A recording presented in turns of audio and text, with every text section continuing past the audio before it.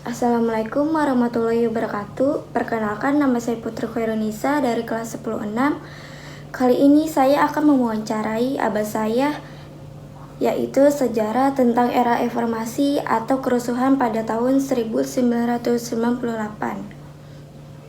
Perkenalkan, nama abah. Nama saya Ahmad Jarod. Saya bertugas di RRI, Radio Republik Indonesia, yang tampil sebagai penyiar, juga diperbantukan sebagai reporter atau laporan pandangan mata. Nah, kali ini langsung ke pertanyaan aja. Yang pertama, gimana pada kejadian kerusuhan pada tahun 1908 itu?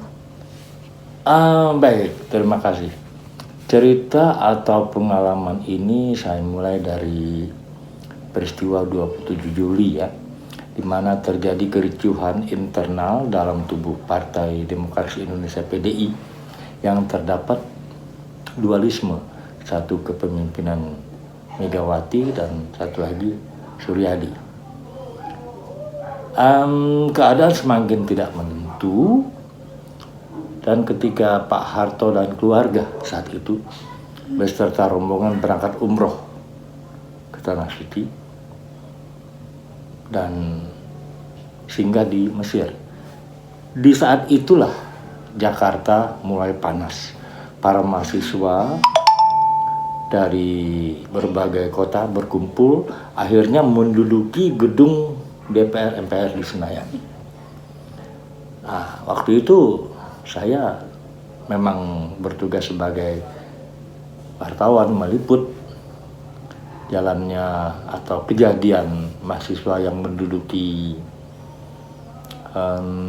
gedung DPR MPR Senayan. Saya juga memantau terus bagaimana radio BBC London, Inggris, dan radio ABC Australia. Semua saya ikuti. Dan itu membuat saya terenyuh ya, saya sedih ya, saya takut segala macam. Tapi memang kejadiannya begitu cepat ya. Sementara di pasar yang saya pantau, banyak orang yang berebut membeli sembako. Beli ini, beli itu, segala macam. Akhirnya toko-toko kosong. Nggak ada terigu, nggak ada beras, nggak ada minyak. Itu buat orang yang kaya ya, orang yang punya duit. Nah, bagaimana orang yang nggak punya duit? Akhirnya mereka memaksa melakukan penjarahan. Semua diambil. Bukan cuma sembako, ada barang mewah, ada barang elektronik, radio, televisi, mesin cuci, kipas angin, segalanya dibawa pulang. Saya sempat pulang ke rumah orang tua waktu itu. Orang tua saya hanya bisa menangis. Dia melihat orang kampung berbondong-bondong membawa kipas angin, membawa beras, segala macam. Ya Allah, itu mereka memaksa, mereka menjarah. Bukan cuma toko-toko Cina, toko yang Indonesia pun dijarah juga. Orang tua saya menangis. Saya nggak bisa apa-apa. Memang keadaannya begitu. Segala sesuatunya susah. Ya. Dan bagaimana keadaan selanjutnya? Bukan cuma penjara, mereka membakar, bahkan ada yang membunuh. Begitu, banyak korban. Saya sempat malam hari dipanggil oleh tim berbaju hijau militer. Malam itu di kantor. Saya kaget, ada apa? Saya dipanggil.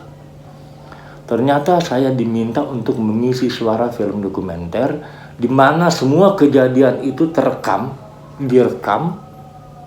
yang dibunuh, yang dibakar dan lain sebagainya. Saya bicara di sana sesuai dengan naskah. hampir saya tidak bisa bicara. Bagaimana saya melihat orang dibunuh, bagaimana orang disiksa, segala macam, itu dokumenternya ada di ABRI ya. Setelah selesai, saya dibayar 75.000. Waktu itu besar, 75.000. Tapi saya sedih. Itu antara lain yang disebut kejadian malari. Nah, para mahasiswa yang menduduki gedung DPR MPR sampai naik ke atas atap. Atap yang setengah bulat itu, mereka naik ke atas. Saya melihat sedih, ya Allah, mereka begitu berjuang ingin perbaikan, ingin kemakmuran, ingin keadilan. Mereka berjuang. Saya hanya bisa melihat seperti itu.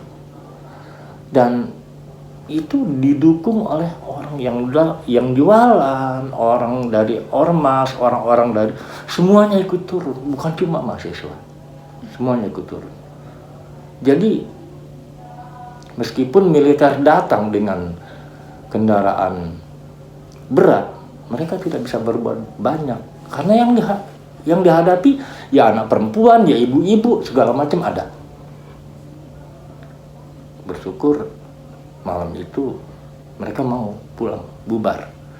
Jadi tidak sempat menggunakan senjata gitu. Malam itu hari pertama kejadian malari, terjadi bakar, penjarahan dan lain sebagainya. Malam itu saya membawa nasi bungkus yang sekitar 10 dengan menggunakan mobil pribadi. Saya menuju ke arah Chinatown, arah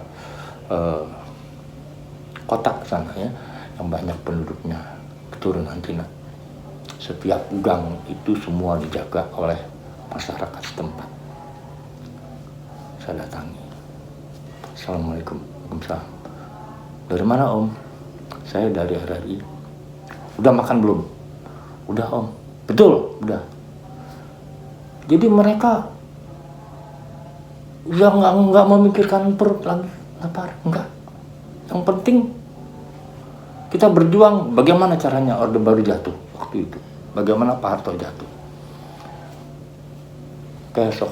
Keesokan harinya Pak Harto pulang langsung. Awalnya ingin mengganti para menteri, reshuffle, mengganti para menteri, tapi mahasiswa tetap menolak agar Soeharto turun. Dan saat itu di istana Soeharto disiarkan langsung, ia mengundurkan diri dan posisi presiden dipegang oleh Habibie. Kita tahu Habibie kan 10 orang terpandai di dunia. Jadi dengan tenangnya ia mengambil alih pemerintahan. Tahun 90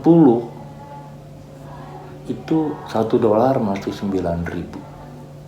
Tapi menjelang Orde Baru jatuh tahun 98, $1 mencapai 18.000, 2 kali lipat $1. Nah, Habibie itu pelan-pelan ditata, turun $1 kembali Rp9.000. Keadaan mulai normal. Pelan-pelan Habibie mengatakan nggak usah ribut, nggak usah kerusuhan segala macam, rakyat mau tenang. Tapi tentu saja banyak korbannya. Yang tokonya dibakar, yang barang-barangnya dijarah. Jujur, saya melihat itu juga menangis, saya sedih. Kenapa orang sampai kalap seperti itu? Mereka tidak memikirkan bagaimana kerugian orang. Dia pikir, aku lapar, aku harus makan, nggak punya duit. Ya sudah, dijarah, semuanya diambil. Kalaupun diambil barang mahal, katakanlah diambil kulkas, dijual pun murah. Siapa waktu itu nggak punya duit orang? Tuh, kalau harganya mungkin 300-400 ribu, paling dijual 100 ribu. Tuh. Jadi saat itu sedih sekali. Saya sempat wawancara almarhumah Lilis Suryani. Ada telepon. Mbak Lilis, dulu waktu zaman Soekarno Mbak Lilis diwawancara. Soekarno jatuh. Sekarang ini keadaan kayak gini. Apakah Mbak Lilis bisa mengerti apa kejadian berikut? Lilis Suryani waktu itu cuma celingukan, nggak bisa ngomong. Saya katakan, insya Allah nggak ada apa-apa. Benar. Selesai wawancara, terjadi kerusuhan. Beberapa hari kemudian, saya wawancara Ebit GAD. Ebit juga menangis. Dia bilang, ya Allah, jangan terjadi lagi seperti ini. Di Indonesia jangan terjadi lagi seperti ini. Kita bukan saja malu, kita rugi dengan keadaan seperti ini. Ya, alhamdulillah keadaan sedikit demi sedikit membaik. Anak-anak sekolah kembali ke sekolah, mahasiswa kembali ke kampus. Perekonomian juga perlahan namun pasti berjalan seperti yang diharapkan. Begitu. Jadi saya berharap jangan terulang lagi. Itu peristiwa yang buruk sekali. Oke, pertanyaan kedua, apakah Abah tersebut pernah ikut serta dalam demo tersebut? Saya tidak ikut demo, tapi saya meliput. Saya melaporkan. Jadi saya laporan dari Senayan ke pusat, RRI pusat. Begitu juga saya memantau radio Australia dan radio Inggris. Saya memantau, begini keadaannya. Ya sama seperti yang saya laporkan. Begitu juga wartawan Inggris, wartawan Australia, banyak juga sih wartawan asing, kami bergabung bersama-sama. Jadi melihat langsung, tidak ikut demo, melihat langsung keadaan demo saat itu.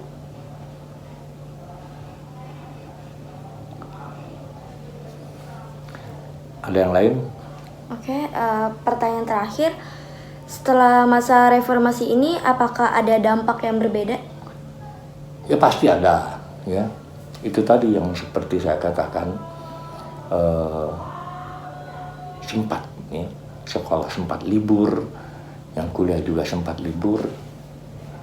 Tapi waktu itu Habibie bersama menteri terkait menata pelan-pelan keadaannya yang semula harga-harga melambung tinggi setelah terjadi kerusuhan. Pelan-pelan dipasok barang-barang banyak, mulai normal. Tapi ya tetap waktu itu ya tetap tinggi harga, jadi tetap mahal. Tapi lebih baik lah daripada sekarang, daripada saat kejadian kerusuhan itu. Saya kira kalau sekarang memang keadaan normal, ya. Kalau ada demonstrasi seperti itu ya tidak, ya jangan brutal deh, ya. Demo boleh biasa aja. Oke. Ya udah, itu saja yang bisa Abah sampaikan. Assalamualaikum warahmatullahi wabarakatuh. Audio Jungle.